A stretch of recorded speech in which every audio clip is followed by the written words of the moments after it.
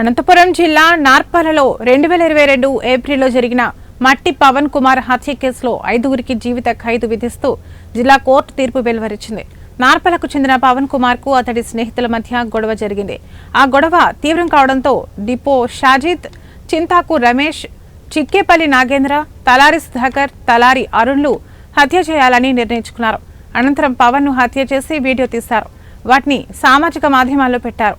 విచారించిన కోర్టు ముద్దాయిలకు జీవిత ఖైదుతో పాటు ఒక్కొక్కరికి 20,000 రూపాయల జరిమానా విధిస్తూ జిల్లా న్యాయమూర్తి తీర్పు వెలువరించారు.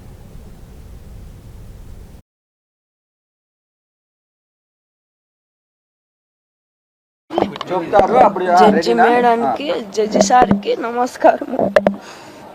మాకు అంటే ఏం లేదు, ఈ పొద్దున్న నా కొడుకు లేడు.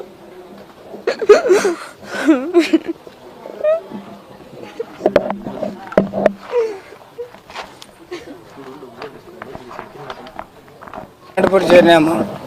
మేమేందో కొంచెం ఇబ్బందులు పడి అయినా మా కొడుకు అక్కడికి బలవంతంగా పిలిపించి ఇది చేసినారు. ఈ పొద్దు పోలీసు డిపార్ట్మెంట్ వల్ల, జడ్జి గారి వల్ల, లాయర్ల వల్ల నాకు చాలా న్యాయం జరిగింది. వాళ్ళకి పాదాభివందనాలు సార్.